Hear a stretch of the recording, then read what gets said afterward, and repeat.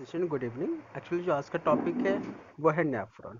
प्रत्येक किडनी में लगभग 10 लाख यानी 1 मिलियन क्या प्रेजेंट होते हैं, नेफ्रॉन प्रेजेंट होते हैं। नलिका का जो शेप होता है वो कैसा होता है, ट्यूब्यूल्स होता है यानी नलिकाकार होता है।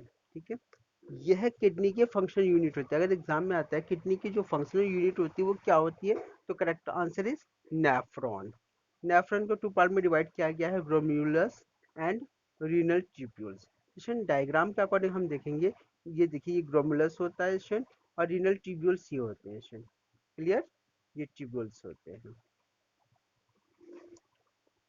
ग्लोमुलस, ग्लोमुलस यानी अफरेंट आर्टियोल से बनी कैपिलरीज की एक कोशिका होती है। इसमें कैपिलरीज आपको पता है, कैपिलरीज में क्या होता है, ब्लड होते हैं। अगर हम इसका स्ट्रक्चर देखें तो इसका स्ट्रक्चर इस टाइप का होता है। देखिए जो ग्लोमुलस है वो क्या है, देखिए ये बहुत सारे ये स्ट्रक्चर दिखाई दे रहा है, ये सब कैपिलरीज होते हैं, इसमें ब्लड होता है। कैपिलरीज से बनी बना स्ट्रक्चर होता है।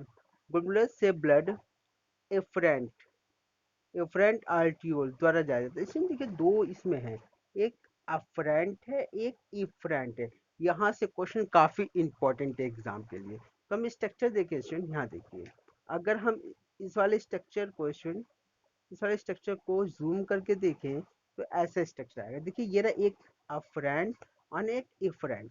स्टूडेंट अफरेंट क्या करता है, बॉडी से ब्लड इसमें एंटर करता है। यहाँ पर क्या आएगा, यहाँ पर ये फिल्ट्रेशन होगा, इसका ब्लड का फिल्ट्रेशन होगा। ब्लड का फिल्ट्रेशन होने के बाद इससे ब्लड फिर पूरी बॉडी में जाएगा, यानी ये फिल्ट्रेशन का फंक्शन करता है। ठीक है स्टूडेंट, तो अफरेंट का मतलब क्या होता है, जिसमें ब्लड एक गति से अंदर आता है। ठीक है, और इफ्रेंट का मतलब होता है यहाँ ब्लड प्यूरिफाई होने के बाद पूरी बॉडी में जाता है, यानी इफ्रेंट क्या करता है, ब्लड को पूरी बॉडी में ले जाने का फंक्शन करता है। लेकिन इसमें देखिए दोनों के साइज में डिफरेंस है, इसका साइज देखिए और इसका साइज देखिए। अगर हम ये देखें जो अफरेंट होता है, इसका जो डायामीटर होता है, व्यास होता है, वो बड़ा होता है। जब बड़ा होगा तो इसमें से ब्लड बहुत स्लो मोशन में आएगा, जबकि इफ्रेंट का जो डायामीटर होता है बहुत नैरो होता है, इसमें से ब्लड बहुत बहुत तेजी के साथ फ्लो करेगा। ठीक है स्टूडेंट, अब एग्जाम में एक क्वेश्चन आता है कि जो ब्लड पूरी बॉडी में ले जाने का फंक्शन करेगा वो कौन करेगा, इफ्रेंट करेगा। जैसे आपने फिजिक्स में वंडरबॉर्ड इक्वेशन की स्टडी की थी, वहां पर भी क्या है, एक ऐसे स्ट्रक्चर होता है, एक का डायमीटर पतला होता है, एक का डायमीटर बहुत मोटा होता है। तो यहाँ से वाटर जो आता है बहुत स्लो में आएगा, और यहाँ से वाटर बहुत तेजी के साथ बाहर मूव होगा। तो सेम यही प्रोसेस इसके अंदर भी है। क्लियर, एग्जाम में आ सकता है कि जिसमें ब्लड का फ्लो बहुत फास्ट होता है वो कौन सा होता है, अफरेंट होता है या इफ्रेंट होता है। तो जो ब्लड का फ्लो बहुत तेजी के साथ होता है वो इफ्रेंट होता है। ग्लोमुलस एंड बोमेन कैप्सूल। क्वेश्चन देखिए, जो ग्लोमुलस है और बोमेन कैप्सूल जब ये दोनों आपस में मिल जाएंगे तो ये मेल पिगियन बॉडी या रीनल कैप्सूल की फॉर्मेशन करेंगे। क्वेश्चन देखिए, ये देखिए यहाँ पर बोमेन कैप्सूल है, ठीक है स्टूडेंट, और ये ग्लोमुलस है, ये ये स्ट्रिंग ग्लोमुलस है। तो ये दोनों मिलकर क्या बनाएंगे, ये रीनल कैप्सूल की फॉर्मेशन कर, या हम इसे मेलपिग्नन बॉडी भी कहते हैं। बोमेन कैप्सूल में एक कॉइल प्रोक्सिमल कन्वर्टेड ट्यूब्यूल से प्रारंभ होती है, यानी हम इसे पीसीटी भी कहते हैं। इसके बाद नेफ्रॉन में हेनले लूप लूप पाया जाता है, जिससे आरोही और अवरोही यानी असेंडिंग एंड डिसेंडिंग होती है। ये लाइन थोड़ा सा ध्यान से समझिए स्टूडेंट। ये देखिए यहाँ पर, ये देखिए पीसीटी है, पीसीटी बोमेन कैप्सूल से कनेक्ट है, और इसका स्ट्रक्चर हम ध्यान से इसमें क्लियर होगा। चलो यहाँ देखिए, चलो ये देखिए ये बोमेन कैप्सूल है, ये बोमेन कैप्सूल है, ये ग्लोमुलस है, ये दोनों मिलकर क्या बना रहे हैं, रीनल रीनल बनाएंगे स्टूडेंट। अब ये क्या होगा, इससे क्या जुड़ा हुआ, तो इससे पीसीटी पीसीटी स्टूडेंट देखिए पीसीटी है, प्रोक्सिमल कन्वर्टेड ट्यूब्यूल है। ये किससे जुड़ा होता है, ये बोमेन कैप्सूल से ज्वाइंट होता है। ठीक है, अब जब ये नीचे मूव करेगा तो यहाँ देखिए, यहाँ इसके साइज में कितना डिफरेंस होता है। यहाँ देखिए ये इसका साइज बड़ा होता है, इसका डायमीटर ज्यादा होता है, फिर आके इसका डायमीटर कम हो जाता है। यहाँ देखिए, यहाँ इसका डायमीटर देखिए और यहाँ डायमीटर देखिए, दोनों में डिफरेंस है। तो ये डायमीटर काफी बड़ा होता है। तो आप देखिए, आपने छोटी क्लास में क्वेश्चन पुटअप पढ़ा होगा कि आरोही क्रम और अवरोही क्रम, यानी असेंडिंग एंड डिसेंडिंग।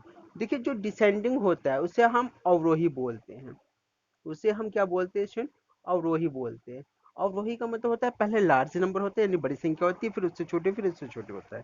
तो सेम यहाँ देखिए, यहाँ पर ये लार्ज है, मतलब ये इसका जो डायमीटर काफी बड़ा है, फिर छोटा है, फिर और पतला होता चला जाता है। तो ये क्या होता है, ये डिसेंडिंग होता है। क्लियर। और असेंडिंग का मतलब होता है आरोही। आरोही का मतलब होता है पहले छोटा, फिर उससे बड़ा, फिर उससे बड़ा। तो यहाँ देखिए, जो ये वाला स्ट्रक्चर दिखाई दे रहा है, ये पतला है, फिर आगे जाकर ये क्या होता है, मोटा हो जाता है यहाँ स्ट्रक्चर। तो ये एक, ये डिसेंडिंग होता है, ये असेंडिंग होता है। ये कहाँ प्रेजेंट होता है, ये हेनले लूप में प्रेजेंट होता है। इसमें देखिए यहाँ डायग्राम में ये हेनले लूप है। ठीक है। तो इसी के अकॉर्डिंग हेनले लूप में पाया जाता है जिसमें आरोही और अवरोही होती है। दोनों पॉइंट क्लियर है। ठीक है। यानी अगर हम स्ट्रक्चर के अकॉर्डिंग देखें, देखिए ये पीसीटी है, जब पीसीटी क्या होगा, यहाँ पर जो डायमीटर होगा वो काफी बड़ा होगा, यानी ये डिसेंडिंग है, फिर जाकर ये पतला हो जाता है, और पतले से फिर ये मोटा हो जाता है, तो ये असेंडिंग ऑर्डर है। ठीक है। आरोही यानी असेंडिंग लिम्ब से एक और अति कुंडली नलिका यानी हाइल क्वाइड ट्यूब्यूल्स डीसीटी प्रारंभ होता है। अब स्टूडेंट, डायग्राम के अकॉर्डिंग ये देखिए, जो ये असेंडिंग ऑर्डर है, असेंडिंग के बाद ये क्या प्रेजेंट होता है, ये डीसीटी होता है। देखिए, डिस्टल कन्वर्टेड ट्यूब्यूल्स प्रेजेंट होता है। क्लियर। तो एग्जाम में आ सकता है, जो डीसीटी होता है वो आरोही क्रम में आता है या अवरोही क्रम में आता है। तो याद रखिए, जो डिस्टल यानी डीसीटी होता है, ये क्या होता है, आरोही क्रम में होता है, क्योंकि यहाँ देखिए ये असेंडिंग ऑर्डर होता है, यानी। ठीक है। क्लियर। और जो पीसीटी होता है, इसके बाद कौन सा क्रम स्टार्ट होता है, तो इसके बाद डिसेंडिंग यानी अवरोही क्रम स्टार्ट होता है। ठीक है स्टूडेंट। Thank you. और जो कल टॉपिक होगा वो काफी इंपॉर्टेंट है, उसमें यूरिन की फॉर्मेशन होगी। यूरिन की फॉर्मेशन कैसे होती है, उसके लिए ये स्ट्रक्चर काफी इंपॉर्टेंट है। तो ये आपको बताया गया है, एक बार ध्यान से इस स्ट्रक्चर को देखिएगा, और यहाँ से क्वेश्चन काफी इंपॉर्टेंट रहेंगे। Okay student, thank you.